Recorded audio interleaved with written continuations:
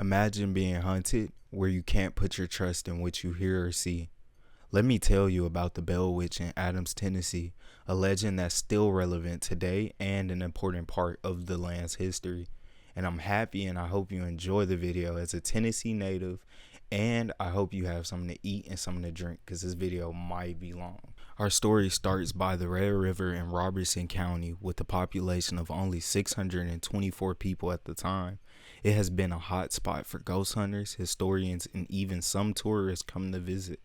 It's good reason too. Our main characters of this story are John and his family from 1817 to 1821. They were harassed by spirits, which will be later known as the Bell Witch. They claimed the spirit could speak, shapeshift, and be at multiple spots at once.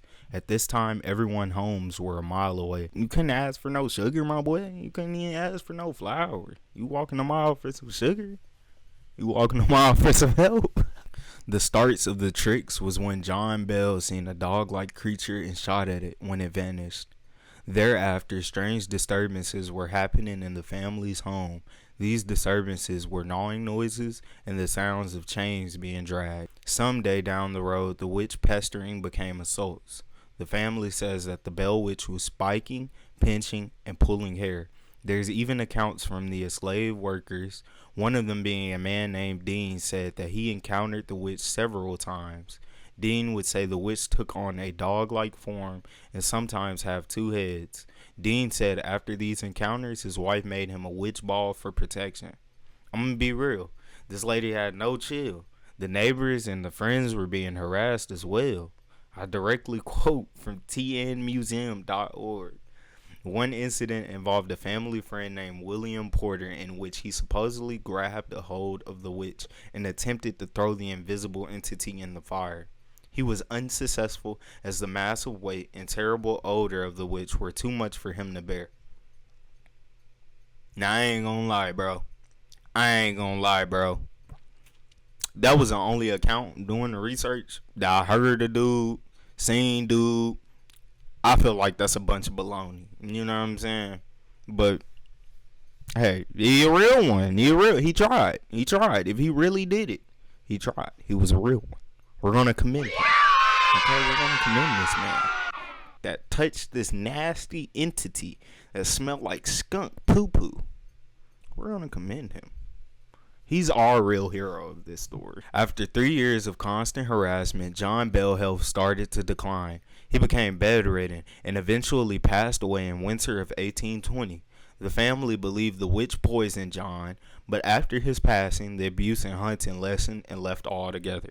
Now that is like, when I was reading the articles, that was like a main point of the story, was that the witch poisoned John. I'm gonna be real. I'm probably gonna put the video I looked at in the description, but the video I looked at,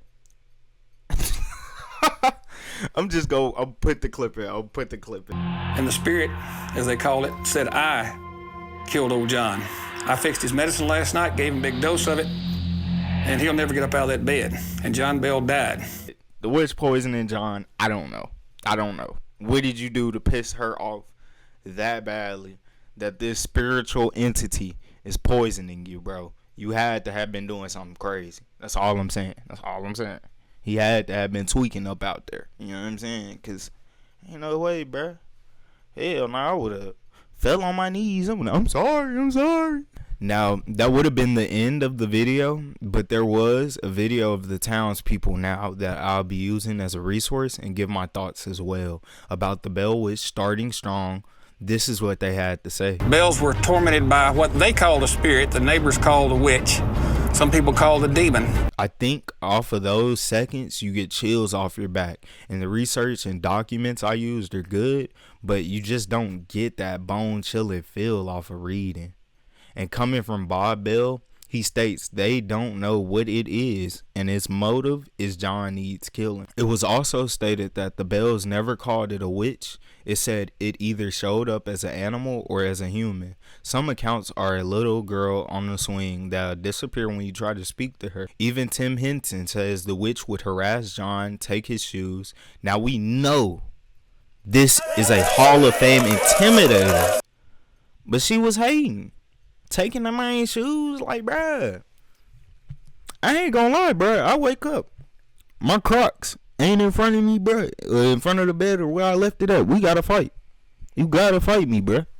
Through the video, more information is revealed that Betsy, out of all the kids, will get harassed more. That's John's daughter, basically. That's his, I think he only had one daughter and 3 boys, if I remember off the top of my head. But that was the main one the ghost was coming to. The ghost would pull the sheets, tearing her hair and slapping her.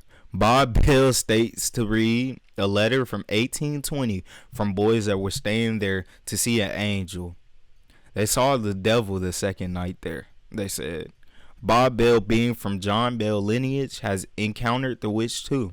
And this is what he had to say. I had just gotten ready to get in the bed, and everything was really quiet then. And then I heard at the end of that hall, the double doors slam shut, both doors. And one of them latches, so they had to be unlatched, and they had to slam them shut. And there was footsteps came down the hall and stopped at my door, and the hair on my neck stood up. Most other encounters were in the Adams cave. The Bell kids actually used to play in the cave, saying something was chasing them. Even on a trip one day from the cave, Betsy came in contact with a girl hanging from a tree, telling Betsy not to marry her boyfriend. According from John Mantooth, he was in the back of the cave with the owner, and they went to the back to see Indian drawings. He also stated that abruptly the lights cut off, and that when they started walking towards the exit, the light had cut back on. John, being skeptical, asked his son, that was 7 at the time, did the lady mess with the lights? His son said no. Now, that's also something I wanted to touch up on. I wish, if it was like actual factual about the Indian drawings, I wish they would have touched on it, at least like took a photo of it or something, because I was curious about that. Why would it be Indian drawings down there, and does it have anything to do with the huntings, you know? But from watching the whole video, they never really like touched back up on it again. In 1894, Bell Witch book was written by Marvin Ingram. 3 years before he wrote the book, he went around getting testimonies from the people who encountered the witch. What Ingram says is that he got the copy of the diary of Richard Bell. When all this was going down, Richard was 6, mind you, but he decides to write the diary when he's 20. In the midst of the back and forth, information came up that John wasn't from Tennessee but from North Carolina. John was a member of the Red River Church that were from North Carolina but came to Tennessee for the soil and the money. John was then excommunicated from the church. The reason for this is he lowballed a lady named Kate, which is what the witch is said to be. But there's a lot of plot holes in that, because Kate was alive and didn't really care about being lowballed. Honestly, that's what kind of like sold me on the huntings. It's a lot of people that say till this day, like, they'll go to the cave, feel something, some type of energy, but the ghost being Kate and that information being brought to life, it just it ain't clicked. Because it's like, she was alive, first off. Second, she was alive. So after digesting all that, I don't really believe the legend, but it is a good one. And I like how the town really has pride in it. But the main thing that has me bent about it is that the kids didn't want their diaries being out until they died, which is shiesty. They could have gave some information alive, but I do see the point. With that, in my opinion, I think signified it as a legend.